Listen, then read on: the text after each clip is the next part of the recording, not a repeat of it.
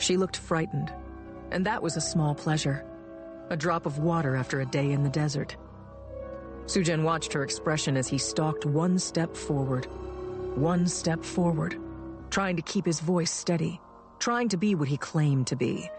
Not a man, but a nightmare, a vow come to life.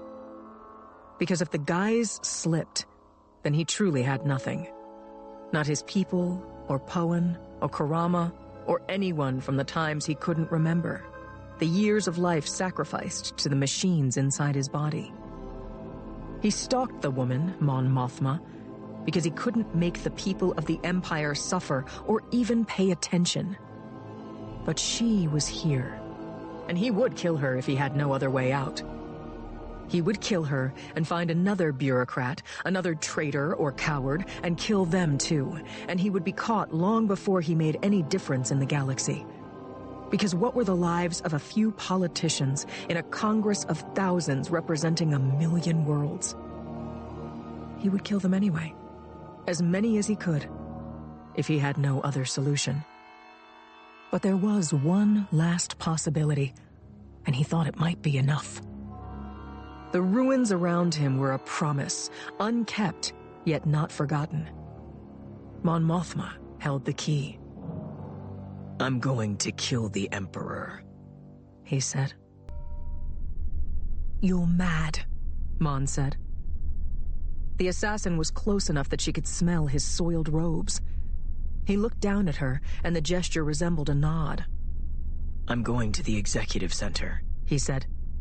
"I'm going to kill everyone I find, the advisors, the viziers, anyone present. And I'm going to kill Palpatine. You can help me or not, but it will be done." "You'll never get close." She was processing the notion, the repulsiveness of it, even as she protested. The security. Under ordinary circumstances, maybe someone could infiltrate the building, but they've already locked down because of you. Palpatine hasn't appeared in public at all lately. He may not even be there. He could be in a bunker or halfway across the galaxy. Organa thinks Palpatine is a murderer, a perpetrator of Jedi genocide. Why rush to protect him? She wanted to say, because murder is an offense beyond any other. Because if we act outside the courts, outside the law, we forfeit any claim to upholding the law's principles.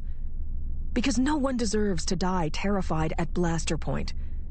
It was wrong during the war, and it's wrong still. Because Palpatine aspires to be a dictator, but anything worse is unproven. Because his viziers and his governors will take his place and inherit Palpatine's approval ratings, and nothing will change.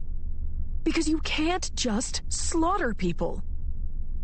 But his declaration had loosed her instincts for bargaining, and she sought more effective pleas. "I'm not protecting him," she said.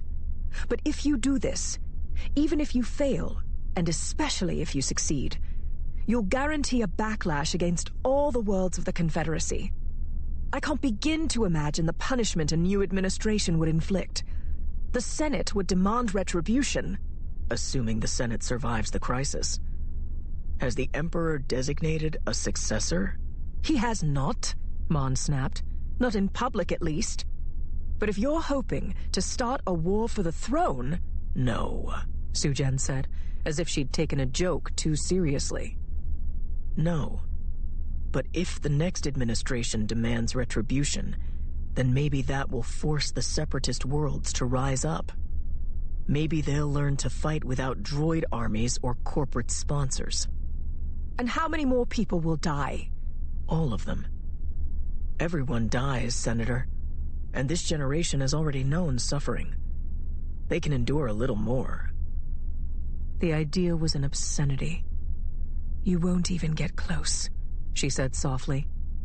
"I'm more capable than you think," Soujen said. "You would be useful to me, though. Take control after I'm finished. Become Supreme Chancellor or Empress if it pleases you. But if you won't help, say so now." She wondered whether he would kill her if she refused. Certainly he'd have no compunctions about it, but that alone wasn't reason to cooperate. Self-preservation was not the highest of virtues. "I'll help," she said. "Can you get me through Federal District Security? Into Executive Center airspace?" "I can't. I don't know. But I have a better chance than most, and if you can get inside, I can guide you. I've been to the Executive Center many times, and I doubt they've renovated since the war's end." Soujen nodded carefully and stepped past her, walking through the dust. Mon hesitated, turned, and followed. "Why change your mind?" Soujen asked. "I want to live. Would you believe that?" "No," he answered after a pause. "I would not." He stepped over the remnant of a wall and into the silent street. She hurried to keep up. Her ankle nagged at her. "I can't stop you," she said, "whether I live or die. So if you're going to do this, I might as well help limit the casualties and be around for the aftermath."